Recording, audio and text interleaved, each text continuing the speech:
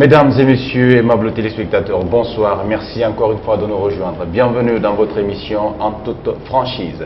Aujourd'hui, nous parlons de la situation sociopolitique de la Guinée. Le président de la République, vous le savez, après plusieurs tractations, a finalement opté pour la recomposition partielle de la Commission électorale nationale indépendante. Une CENI qui a connu récemment des démissions de quelques commissaires suivies de celle de Luceni Camara. La crise guinéenne tend-elle vers un dénouement? Pour en parler, je reçois pour vous Dr Salou Bella Diallo, président du parti AFIA et membre du Club des Républicains. À tous et à toutes, merci de votre fidélité. On se retrouve juste après cette transition. En toute franchise, sans détour, sans tabou, des questions plus directes que jamais. Alors, parlons-en, c'est en toute franchise et c'est sur Gangan TV. Docteur, bonsoir. Bonsoir. Et merci d'être venu dans cette émission En toute franchise. Merci beaucoup. Alors, on va tout de suite commencer par la visite de la délégation de la CEDEAO en Guinée qui a eu à rencontrer quelques acteurs politiques. Vous êtes président du parti AFIA et membre du Club des Républicains. Est-ce que vous avez eu une rencontre avec cette délégation de la CEDEAO? Je vous remercie de l'opportunité que vous nous offrez. La délégation de la CEDEAO est venue rencontrer les acteurs politiques du terrain. Et au niveau des partis politiques, le Club des Républicains a des porte-paroles, 3 porte-paroles. Je ne fais pas partie de ceux-ci. S'ils sont partis, et puisqu'ils sont partis, c'est en notre nom tous. Il a au préalable été préparé des rencontres internes au niveau du CDR. Et ce que nos porte-paroles devaient apporter auprès de ces émissaires a été fait. Donc c'est dire que personnellement je ne les ai pas rencontrés, mais politiquement nous les avons rencontrés au niveau du Club des Républicains. Okay. Puisque nous parlons de l'actualité ou de la situation sociopolitique de la Guinée qui reste dominée par la démission inattendue de Luceni Camara, et quelle a été la réaction du parti AFIA quand vous avez appris la démission de cet homme? Le parti AFIA a suivi et continue à suivre de façon permanente et fidèle tous les événements et même à les vivre. Nous les discutons régulièrement au niveau de nos instances et le plus souvent aussi au cours de nos interventions. Lorsque les gens parlent d'un blocage fermé, strict, nous à AFIA on a dit qu'il n'y a pas de blocage. Tout au long des mois qui ont suivi, qui se sont écoulés, il y a eu des contacts en permanence. Les partis politiques se sont rencontrés selon les sensibilités. Les partis politiques ont rencontré les institutions nationales. Les partis politiques ont rencontré les institutions internationales.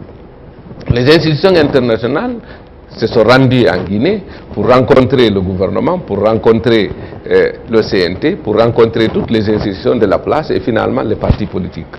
Donc, des personnes de ressources ont eu à travailler, à intervenir à tous les niveaux. Et c'est le président de la République qui a initié le dialogue au niveau du Palais du Peuple et qui a même inauguré et a dit que je vous charge d'examiner, de dialoguer, de négocier. Et je suis optimiste et je pense que vous allez trouver des solutions. Au cas échéant, je verrai comment il faut assurer le déclic en prenant des décisions. Donc, le dialogue a pu traiter les 2 tiers de l'agenda. Mais quant au problème de la CENI, ça n'a pas pu être réglé.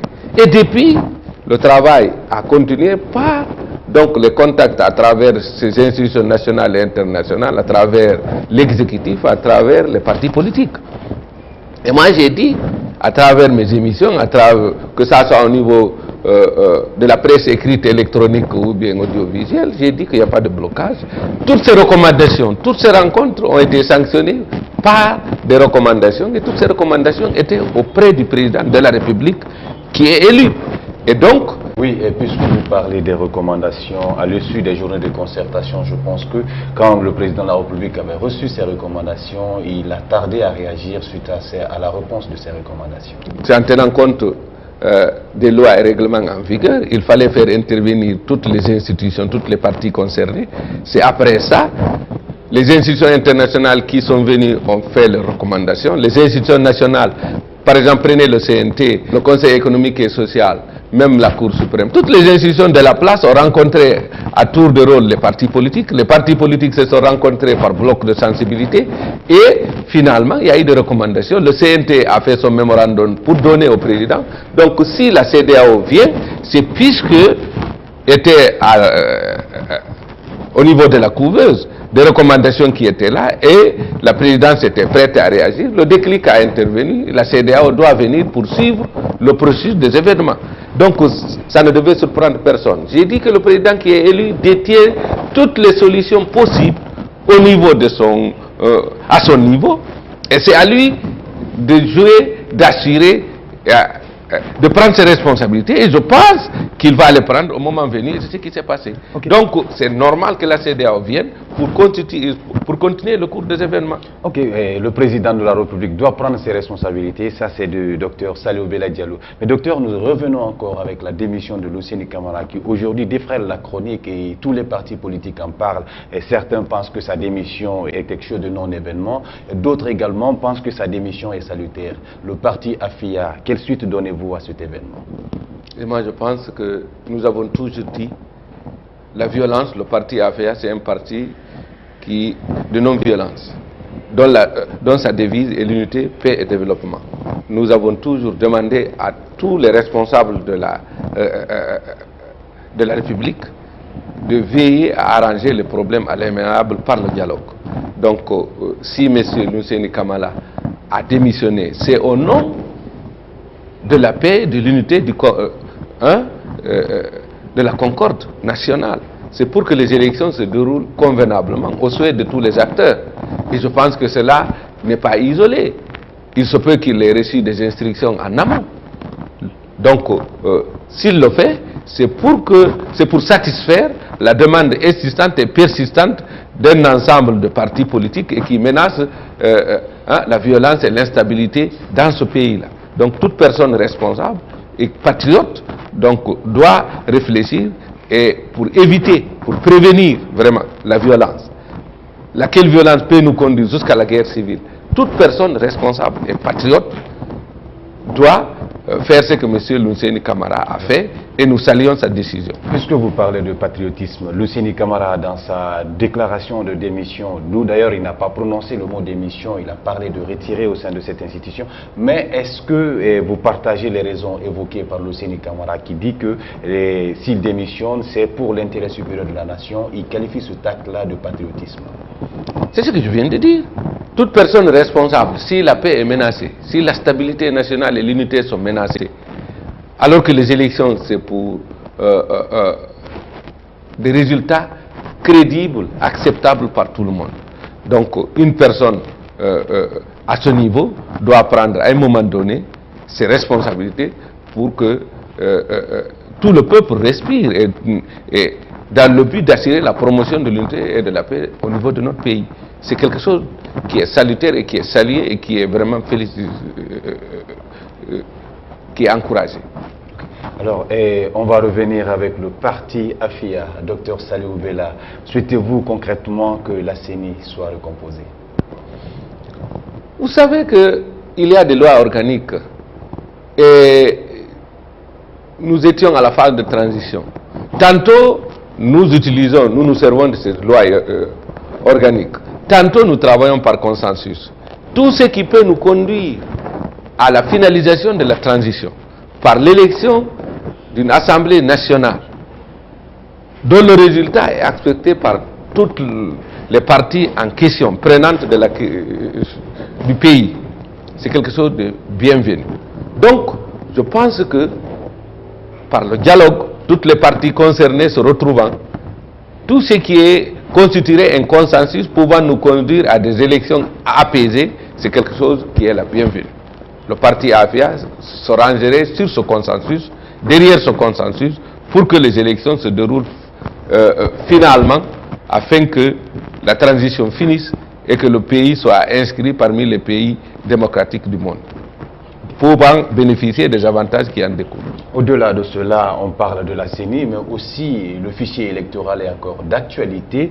Et depuis que l'OIF a eu à déposer son rapport sur le fichier électoral, quelle suite ou qu'est-ce qu'on peut retenir après le rapport de l'OIF sur cette problématique? Vous savez que il y a des discussions. Ce qu'il faut retenir, le fichier électoral est jusqu'à présent détenu par la société SAGEM. Il faut discuter de cette problématique. Que ça soit Waymark, que ça soit SAGEM, c'est deux sociétés reconnues qui ont fait leurs preuves. Donc, actuellement, si le transfert est possible, ce serait salutaire que nous procédions à ce transfert s'il n'y a pas de danger qui menace ce transfert. Puisque en transférant aussi, s'il y a des incidents, donc le transfert serait souhaitable vers Waymark pour que la révision puisse être opérée dans les meilleures conditions et que les élections soient organisées au cours de l'année 2012. Donc le fichier électoral, c'est souhaitable que l'organe de gestion des élections législatives puisse s'en procurer dans les meilleurs délais. Et ce fichier a un état intact, non altéré, non, si vous voulez, falsifié. Mais après le passage de l'Organisation internationale de la francophonie, ils ont eu à auditer ce fichier électoral et à l'issue de cet audit, ils ont présenté un rapport dans lequel il y avait au moins plus de 15 imperfections. Est-ce qu'aujourd'hui, le parti AFIA ne remet pas en cause la crédibilité de la société Waymark? Nous ne remettons pas en cause la société, étant donné qu'il y avait des points forts et des points faibles. Les points forts étaient connus, les points faibles était possible d'être surmonté pour que ces points forts faibles soient transformés en points forts. Donc, l'OIF était revenu dans le but de réévaluer la situation. Il n'y a pas eu de conclusion finale. Et il était question de procéder à une tentative de transfert des données, du fichier. Ça n'a pas eu lieu. Et je pense maintenant, étant donné qu'il y a eu un déclic au niveau de la CENI, il faudrait finaliser le problème de la CENI, investir cette commission, nouvelle commission électorale nationale indépendante, laquelle va s'investir avec toutes les institutions concernées, avec les deux sociétés, pour qu'on revoie encore les points forts et les points faibles plus rapidement pour chaque société, afin qu'on voit essentiellement, effectivement, si réellement on peut transférer le fichier de la SAGEM à Waymark sans danger. Si le fichier est menacé, il ne faut pas tenter pour brûler le tout afin que nous puissions recommencer à zéro, étant donné la rareté des moyens financiers, étant donné le temps, étant donné donc tous les problèmes liés à ça. Il faudrait encore dans ce cas rediscuter et revoir la situation pour que de nouvelles décisions sanitaires soient prises afin que les élections législatives soient tenues d'ici fin 2012. Puisque vous vous réclamez du club des Républicains, est-ce que, à quelque part, concernant le rapport de l'OIF, vous partagez le même avis que Jean-Marie Doré, qui pense qu'avec ces 15 imperfections, on devait mettre croix sur Waymark et faire un appel d'offres international pour choisir un opérateur vraiment digne de nom, qui pourra conduire au moins les destinées des élections législatives? Le parti AFIA n'a jamais... c'est-à-dire au niveau du CDR, il y a l'avis du CDR et il y a l'avis de chaque composante du CDR. Au niveau du AFIA, nous sommes une composante, mais au niveau du CDR, on n'a pas donné, quant à cette conclusion, l'avis du CDR. Donc, au niveau du AFIA, on ne se confond pas à la conclusion de son Excellence, M. Jean-Marie Doré. J'ai fait une interview au nom de mon parti au journal La Lance, où nous avons dit, nous reconnaissons que Waymark et SAGEM sont deux grandes sociétés qui ont géré des élections de par le passé. Et chacun a son expérience, chacun a ses acquis. Il faudrait, à tête froide, sans passion, réexaminer le problème, réévaluer le problème et voir ce qu'on peut faire. Et même si, pour qu'on puisse tenir des élections, on peut considérer que les deux sociétés peuvent s'entraider pour que nous puissions tenir le pari, pourquoi pas?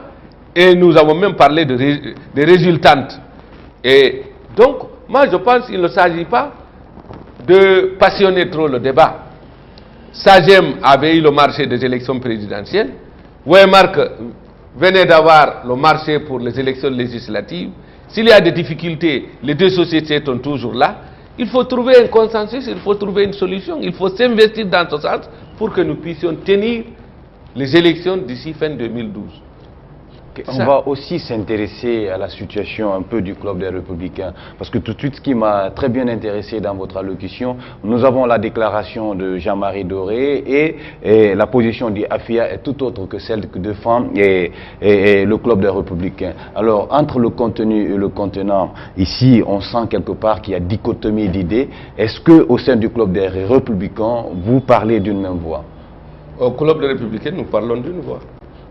M. Jean-Marie Doré a parlé au nom de l'UPG.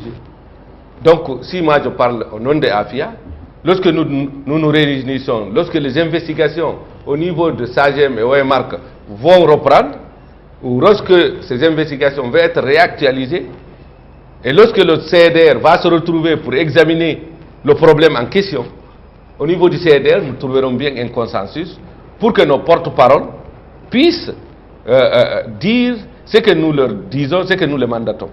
Le consensus trouvera le consensus. Au sein du CDR, il y a ce que pense chaque parti politique. Mais quand le CDR se retrouve, il y a la discipline de l'organisation. Quand nous discutons ensemble, et nous trouverons toujours un consensus pour que ce consensus soit transmis au nom du CDR à l'opinion nationale et internationale. Donc, depuis le rapport de l'OIF, le CDR ne s'est pas encore retrouvé pour trouver un consensus. Le CDR fonctionne, le CDR travaille. Le problème, l'OIF était venu, il y a eu un blocage et les gens sont rentrés sans qu'il y ait une conclusion. Nous sommes là-dessus. Nous souhaitons que les choses reprennent afin que nous soient mis à notre portée toutes les insuffisances pour que nous puissions statuer. Okay. Puisque le choix de nouvel opérateur ici se pose encore, alors quelle est la position du parti AFIA? Faut-il avoir un autre opérateur ou faut-il maintenir la société Weymark? Nous donnons peu d'importance à une société. Nous ne savons pas combien ont des intérêts face à ces sociétés-là. Le parti AFIA n'est pas mêlé à ça. Lorsque Sagem a eu le marché des élections présidentielles, nous voyons beaucoup s'agiter pour le maintien de Sagem. Et lorsque Weymark a eu le marché pour les élections législatives, nous avons vu d'autres qui sont manifestés de façon négative. Est-ce qu'en dessous, il n'y a pas des intérêts cachés? Quant à nous, AFIA, nous ne défendons ni Weymark, ni Sagem. Nous défendons les intérêts de la Guinée. Nous voulons des élections crédibles, transparentes, acceptées, acceptables par tout le monde. Donc nous n'avons aucun intérêt auprès d'une société donnée. Nous voulons que les élections législatives soient organisées au plus tôt que possible pour que la transition finisse. Nous n'avons qu'un seul président élu et nous voulons que cela soit renforcé par l'installation d'une Assemblée nationale acceptée par tout le monde. Cela va terminer la transition et le président avec son gouvernement en compagnie de l'Assemblée vont maintenant commencer à exécuter de façon pleine et entière le programme qu'il avait promis pour avoir remporté les élections. Donc nous tenons à ça.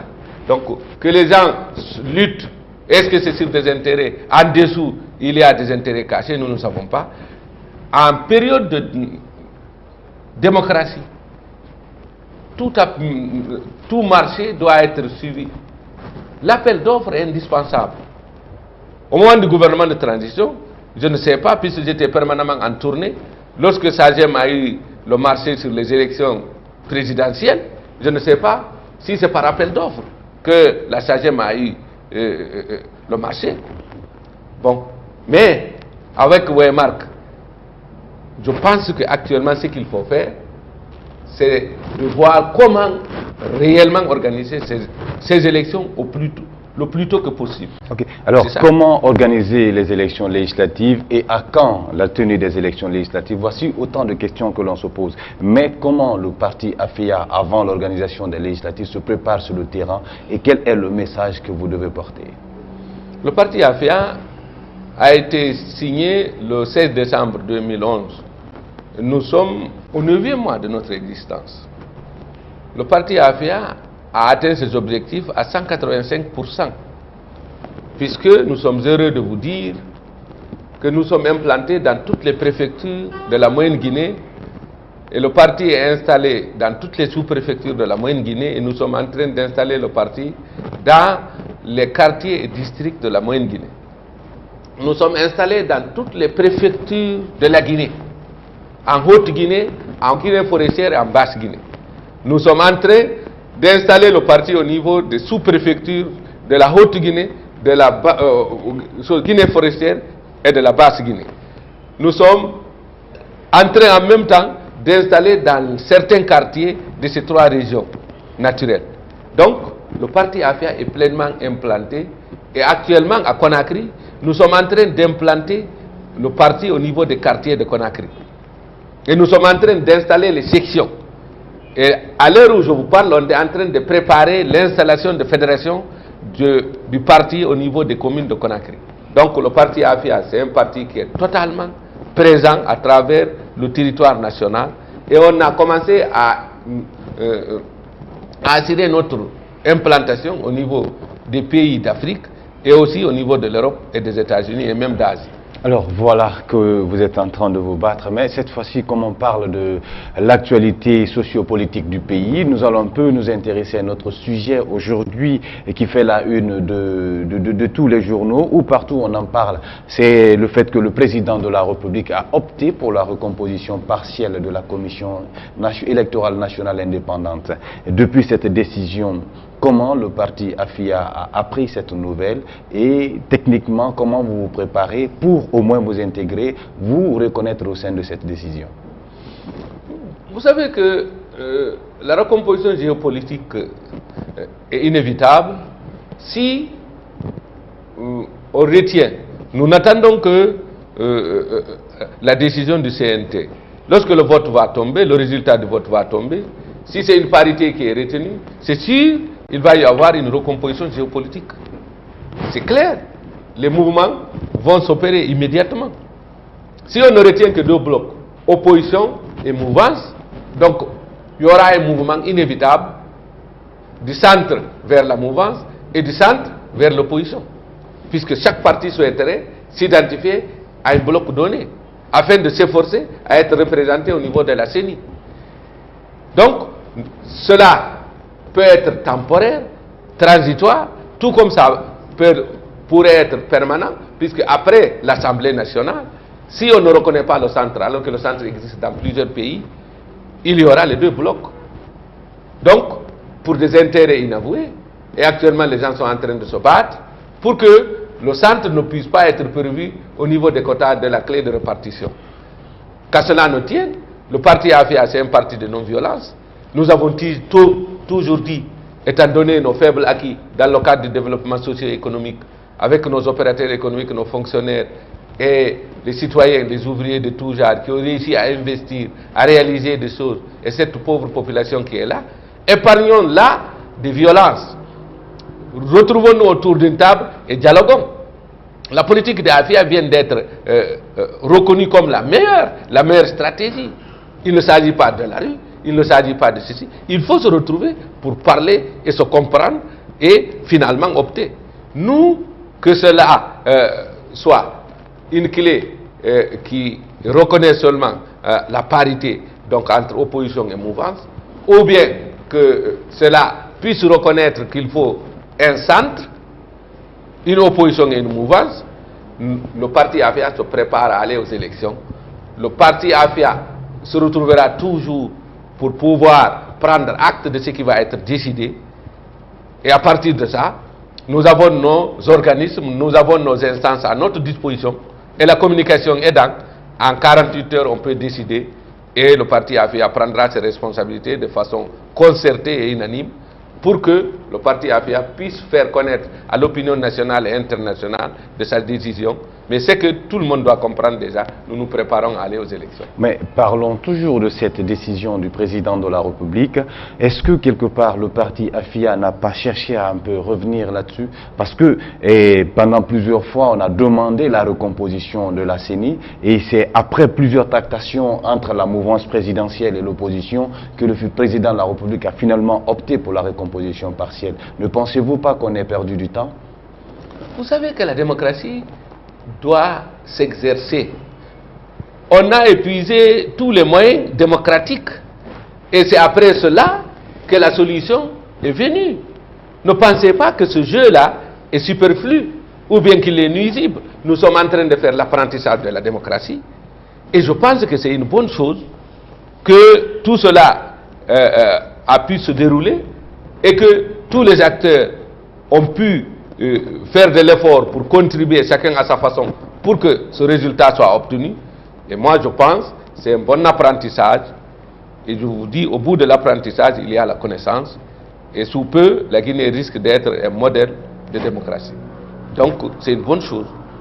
Alors, vous pensez que malgré tout ce temps perdu avec cette action, que la Guinée pourra finalement devenir un bon modèle de démocratie? Mais au-delà de ça, parlons un peu de la recomposition. Et selon les informations que nous avons encore reçues, il est prévu 10 pour la mouvance présidentielle, 10 pour l'opposition, 3 de la société civile et 2 de l'administration. Ici, le centre n'est pas encore représenté. Que comptez-vous faire concrètement? Si on ne reconnaît que la mouvance et l'opposition, et si on dit 10, 10, 3 et 2, ça fait 25. Nous tâcherons d'être à l'un des blocs et nous tâcherons d'être représentés au niveau de la CENI. C'est ce que je dois vous dire. Alors, si le parti AFIA est autonome, le parti AFIA est indépendant, le parti AFIA c'est un parti national. Nous sommes libres d'organiser nos instances, de siéger, de statuer. Après que nous ayons pris acte de ce qui est retenu, nous n'attendons que l'annonce du CNT, de ce qu'il va décider après délibération, ce qui sera retenu, nous allons prendre acte et nous allons nous retrouver pour décider. Nous serons aux élections et nous serons d'un bloc donné, soyez tranquilles. Si cette configuration actuelle est maintenue où on demande 10, 10, 2, 3, alors à quel bloc le parti AFIA ou le club des Républicains va certainement se rallier? Nous sommes un leader hautement démocrate. Donc, nous n'avons pas le pouvoir ni l'autorisation de vous dire, étant donné que d'abord le CNT n'a pas statué, je suis un président élu. Après moi, il y a les vice-présidents, il y a les conseillers, il y a les secrétaires, et il y a donc le bureau exécutif, il y a les autres organismes, les fédérations, les sections et les comités de base. Nous allons vite travailler en 48 heures, 72 heures, à travers les instances que nous détenons. Nous allons faire parler le parti d'amont en aval et d'aval en amont pour faire une synthèse et prendre une décision et porter à votre connaissance. Peut-être que nous nous retrouverons ici dans une semaine, à la même tribune, en train de parler de la décision que le parti AFIA a fait et qu'il va bien voulu me confier pour venir vous le livrer. Avec plaisir, monsieur. Ok, mais on va parler encore d'autre chose parce que le Conseil national de la transition était cette semaine au centre des débats politiques. Et certains accusent un peu ou jettent l'anathème sur la démarche entreprise par le CNT pour avoir fait une proposition de sortie de crise au président de la République, non seulement qui a retardé, mais aujourd'hui, le président a quand même eu à prendre une décision où il opte pour la recomposition partielle de la CENI. Mais le parti AFIA, qu'est-ce que vous reprochez en toute franchise au CNT? Le parti AFIA n'a aucune reproche vis-à-vis du CNT. Le CNT fait son boulot. Le CNT promulgue toutes les lois nécessaires pour la vie de la nation. Le CNT s'est retrouvé à rencontrer toutes les parties concernées pour le dénouement de la situation. Il a rencontré les partis politiques, il a rencontré d'autres institutions, il a rencontré l'exécutif et il a fait un rapport de synthèse et il a proposé au président de la République. Le CNT a fait son travail. Je le félicite et je le remercie pour cette contribution réelle. Donc, si les gens pensent qu'il doit s'aligner derrière une sensibilité donnée pour qu'il soit félicité, moi je pense que c'est une erreur. il faut faire son travail et il faut soumettre à l'exécutif. Et le CNT n'a pas un moyen quelconque à précipiter le président à prendre des décisions vis-à-vis d'une proposition qu'il lui a donnée. Le président a son agenda, il a ses obligations. Donc, il doit prendre ses décisions lorsqu'il va réunir tous les éléments pour prendre ses décisions. Donc, il est au-dessus de la mêlée. C'est le père de la nation, c'est le garant de l'unité, de la paix, de la stabilité et en même temps de la vie réelle du pays, de la République. Dans la réponse même donnée par le CNT, un des secrétaires exécutifs du bureau même du CNT a affirmé aujourd'hui si l'organisation des législatives retarde, c'est dû au fait qu'un groupe avait accepté ou la cause revient à ceux qui ont voulu la présidentielle avant les législatives. Est-ce que le club des Républicains partage cet avis?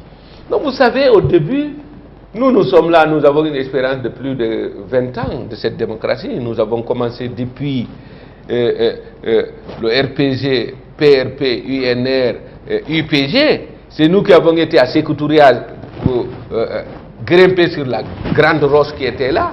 C'est après que les autres partis sont venus s'ajouter avec M. Fassine Touré. Donc, c'était Sira Diallo, Bamamadou, Alpha Condé, Jean-Marie Doré, Fassine Touré, Marcel Cross. C'est après que le leader de l'IFR, M. Sidia Touré et autres sont venus. Donc nous sommes venus jusqu'à Sans-Fil, on a eu un affrontement, on a eu des blessés graves, je pense que 2 étaient morts. Donc jusqu'à maintenant, nous avons l'expérience de tout ça. Ce qu'il faut déplorer, c'est quand il y a infiltration, mais c'est de bonne guerre. Dans toute institution, il peut y avoir de l'espionnage, il peut y avoir de l'indiscrétion, et chacun est libre de donner son avis. Donc je vous dis que le CNT fait son travail de façon impersonnelle, de façon neutre, et il fait honorablement son travail, on le félicite. Oui, mais comment vous jugez aujourd'hui la démission de certains membres ou de certains conseillers du CNT au sein même de la Commission électorale nationale indépendante? Nous avons enregistré également des démissions, outre la démission de Luceni Camara, nous avons enregistré la démission de 7 commissaires. Est-ce que le parti AFIA a eu à réfléchir sur cette décision de l'opposition et quel est l'avis? Qui a envoyé ceux qui ont démissionné? Si l'opposition demande au cadre qu'il a envoyé au CNT, à la CENI, de démissionner et de revenir à la maison, qu'est-ce qu'ils doivent faire dans un pays démocratique? C'est de démissionner. Si le parti qui m'avait mené au conseil et choses, au gouvernement de transition à un moment donné, me demandait de façon formelle de démissionner pour telle et telle raison, mais j'allais bien examiner et j'allais bien prendre la décision si c'était vraiment pertinent et valable, j'allais démissionner. Donc, ceux de la CENI qui ont démissionné, c'est leur institution mère qui leur a dit de démissionner. Ceux du CNT, c'est la même chose, mais il y a certains parmi les institutions qui ont demandé à leurs représentants de démissionner, il y a d'autres qui n'ont pas démissionné à la CENI. Et la réaction de la présidente de la CENI, je la salue, c'était vraiment valable, c'était vraiment bien. Il faut que les cadres du CNT attendent pour voter les lois nécessaires. Et donc, ceux qui n'ont pas démissionné, ils ont leur argument. C'est la démocratie. Chacun, à partir du moment où tu as prêté serment, tu as des obligations vis-à-vis de ton serment que tu as prêté. Et donc, tu évalues en tant que responsable réel, national, d'un niveau très respecté, tu dois comparer la mission dont vous êtes en train de faire, le serment que tu as déjà prêté, la demande que l'institution qui t'avait délégué t'a demandé, tu dois peser tout ça et en toute conscience, tu prends ta décision. À un moment donné, tu peux même te tromper. Quand vous prenez un à un, vous verrez que tout est relatif, tout est différent. C'est-à-dire même l'individu il est égal, est différent de lui-même à tout moment. Il y a des cellules qui meurent, il y a d'autres qui naissent. Oui. Vous changez de poids à tout moment, vous changez de mentalité. Vous êtes vous-même et contraire de vous-même à tout moment. Donc, c'est normal dans une institution que les gens démissionnent à cette ère de démocratie. C'est normal que d'autres restent. C'est normal que d'autres refusent de démissionner. Si ce n'est pas le cas, c'est que nous ne sommes pas ce que nous devrions être. Alors, il faut se féliciter. C'est une bonne évolution. C'est un bon niveau de développement de la démocratie en Guinée. Et nous sommes en train de sauter des espaces très importants. Je vous dis, dans 50-10 ans, nous serons un modèle de démocratie en Afrique. Alors, je rappelle aux fidèles téléspectateurs que vous êtes dans l'émission En toute franchise. Et aujourd'hui, je suis avec Dr Saliou Bella. Il est le président du parti AFIA, membre du club des Républicains. Alors, vous réclamez du centre, en toute franchise. Qu'est-ce que vous reprochez à l'opposition et à la mouvance présidentielle? Aimons la Guinée, aimons les Guinéens. Après 50 ans et quelques, bientôt c'est 54 ans d'indépendance, avec les richesses que nous avons, et avec la population modeste que nous avons, et avec la qualité des ressources humaines que nous avons, nous pouvons faire de la Guinée une Suisse d'Afrique dans 20-25 ans. Si nous gérons bien la Guinée physique, la Guinée économique, la Guinée sociale et culturelle, dans 20-25 ans, au maximum, nous pouvons faire de la Guinée une Suisse d'Afrique. Et nous avons dit, reprocher à ceci ou cela, nous ne reprochons que ceux qui observent la violence. Nous ne voulons pas de la violence. Nous voulons une paix durable, pérenne en Guinée. Que les populations qui se débrouillent à leur façon à investir, à améliorer leurs conditions de vie, dorment en paix, se réveillent en paix et travaillent en paix tranquillement pour encore se surpasser au jour le jour. C'est ce que nous voulons. Nous ne voulons pas des attitudes belliqueuses qui vont nous conduire à la guerre civile. Tout le monde sait ce qui s'est passé en Sierra Leone, au Libéria. Je vais vous confier un secret. Moi, je suis pédiatre de profession et professeur à l'université. Il y a des choses indélébiles et implacables qui me harcèlent, qui me marquent. Lorsqu'on est allé au port, au bateau venant de la Sierra Leone, pour débarquer les réfugiés, les rescapés, les sauvés qui sont venus en Guinée, j'ai reçu en pédiatrie, en tant que chef de service adjoint, une dame qui avait en Sierra Leone 8 enfants et qui est venue avec 7 enfants. Donc un seul lui appartient, les 6 autres c'est des enfants qu'elle a ramassés par-ci par-là. Les 7 autres de ces enfants, elle ne sait pas où ils sont, combien ils sont vivants, combien ils sont morts. On l'a soigné ici. On a reçu une autre femme qui a été épouse d'un président de la République sierra-léonaise, qui nous a raconté sa vie, qui a été incarcérée dans un camp de concentration et où par nuit plus de 10 personnes passaient sur elle. Elle a eu une conception, elle a eu un enfant, elle a donné le nom de cet enfant au nom de son mari, mais elle ne connaît pas le père. Des choses dramatiques comme ça. Pour rien, une violence vous conduit à une guerre civile. Il faut voir les choses, et ces gens-là nous ont raconté. Un père de famille arrêté qui voit ses enfants en train d'être violés par des agents. Un père de famille, un mari qui s'arrête en train de voir sa femme, son épouse en train d'être violée. Ça, c'est des scènes agréables. Donc, c'est vous dire que nous ne devons pas emprunter des attitudes de violence. Nous sommes un parti, nous, à AFIA, un parti de non-violence. Nous pouvons réclamer dans une ère de démocratie, mais nous devons choisir les éléments de réclamation. Revenons un peu au cas guinéen, puisque vous parlez de violence et de manifestations. On va un peu parler de la Guinée. Dans ces derniers temps, on a enregistré des manifestations à l'intérieur du pays, comme c'était le cas à Sigiri, à Zogota. À Zogota, on a enregistré 5 morts et à Sigiri, on a enregistré 1 mort. Alors, quel regard jetez-vous suite à ces événements vraiment douloureux survenus dans notre pays? J'ai toujours dit, dans un chapelet, si vous voulez prendre un seul grain et évaluer le chapelet, vous vous trompez. Il faut voir en amont et puis voir en aval. C'est le chapelet en question. Depuis l'installation des usines jusqu'à l'heure où il y a eu les incidents, il faut examiner tout ça. La population devait être préparée à ça. Et puis l'administration doit observer la bonne gouvernance pour pouvoir faire bénéficier à la population les avantages y afférents à chaque investissement. Au jour le jour, au mois le mois, à l'an l'an. Donc, régulièrement, il faut que la population se convainque que l'usine là, ils doivent contribuer comme ils contribuent à entretenir la prunelle de leurs yeux, que c'est leur vie, que c'est la vie de la localité, après que c'est la vie de la nation. D'abord leur intérêt personnel, il faut ça. Donc, Si à Zogota, ce qu'on leur avait promis, ils n'ont pas reçu, il est à la faute de l'administration locale.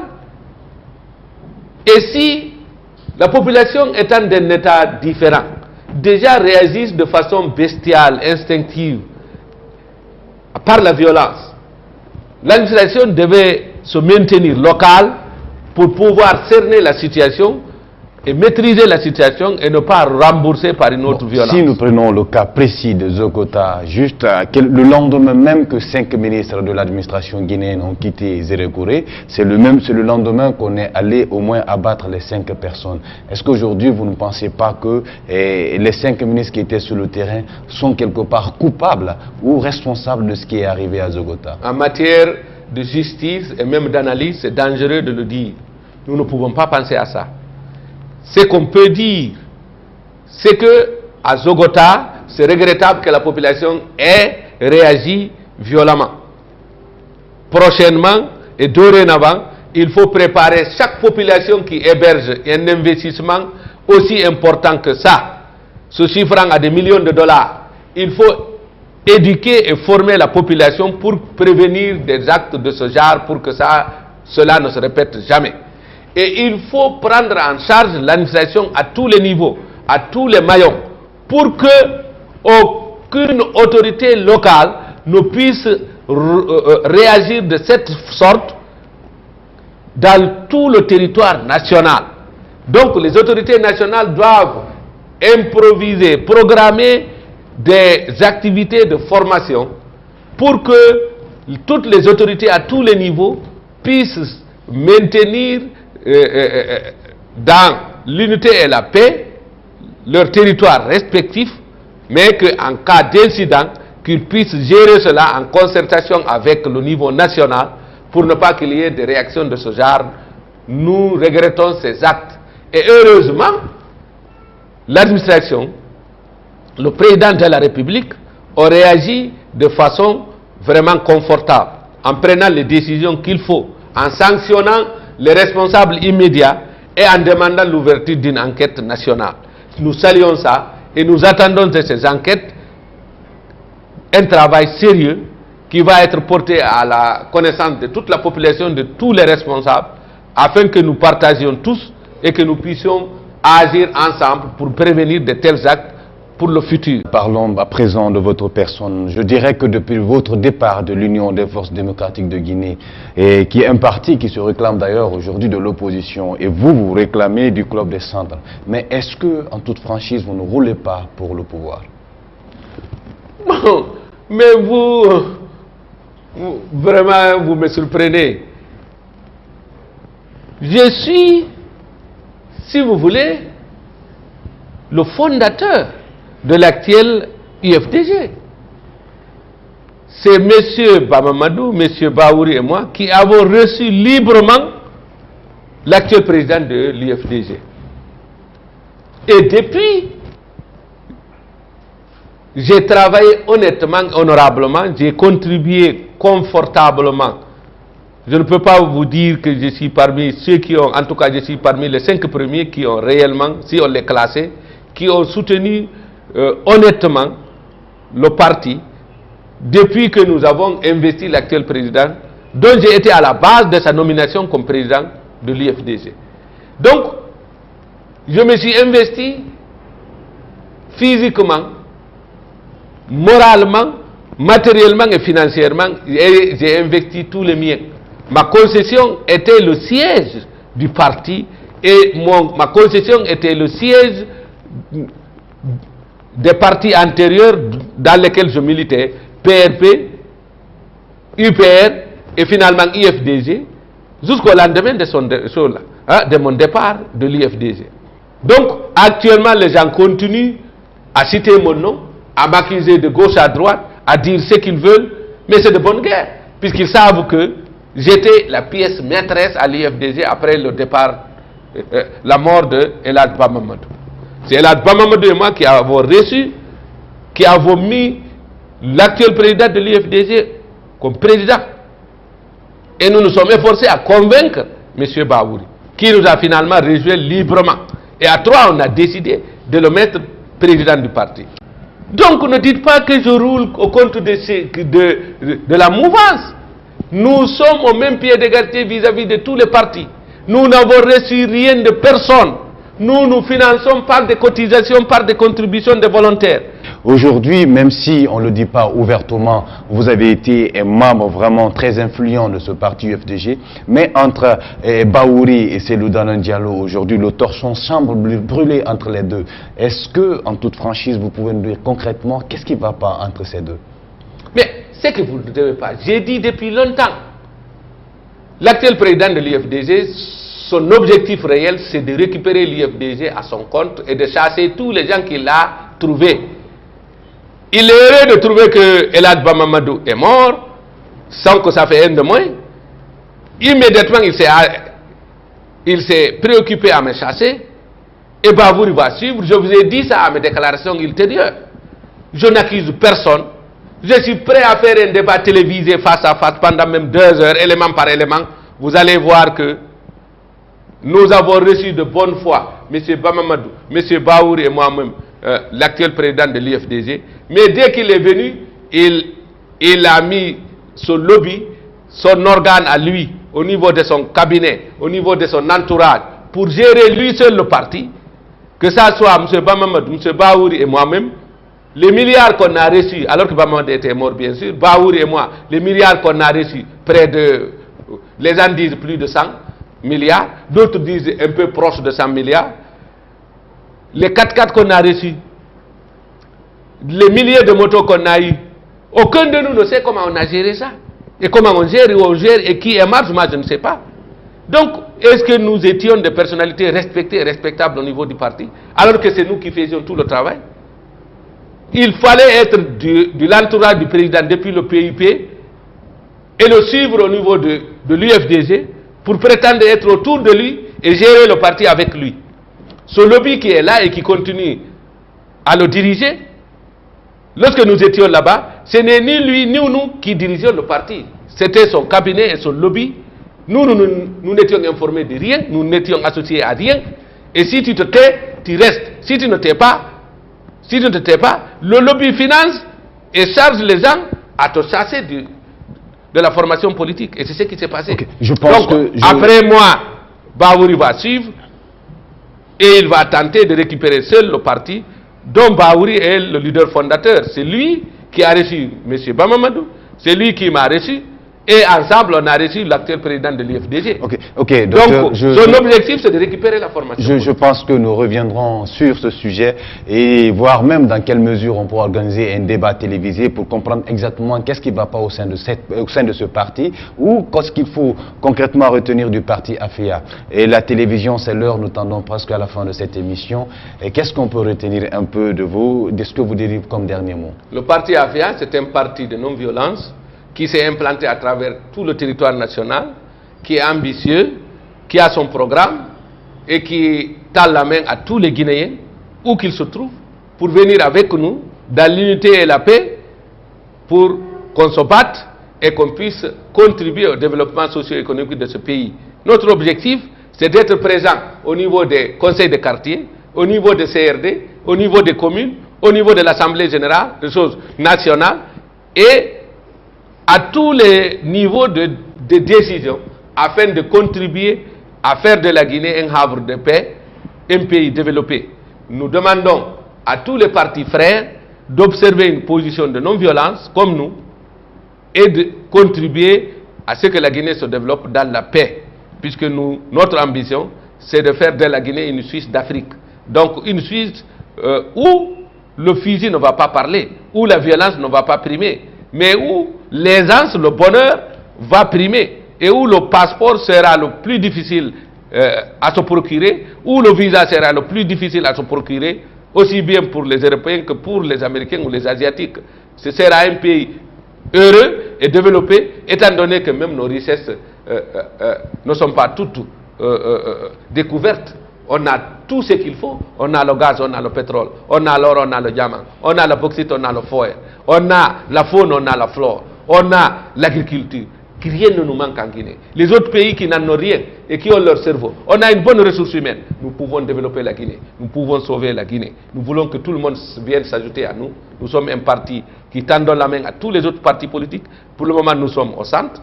Nous pouvons être ailleurs. La Guinée, c'est une dynamique. Nous sommes heureux d'être à Afia et de collaborer avec tous les partis qui vont exister en Guinée, sans différence aucune, pourvu que ces partis observent et adhèrent à notre politique. Voilà ce que nous voulons, voilà ce que nous souhaitons à tous les Guinéens. Donc, nous saluons tous les Guinéens et nous vous assurons que nous serons prêts pour les élections législatives. Merci de votre attention. Voilà, aimables téléspectateurs, c'est sous ces mots que nous nous quittons au compte de cette émission. Merci encore une fois de l'avoir suivi. Que demain soit votre plus beau jour.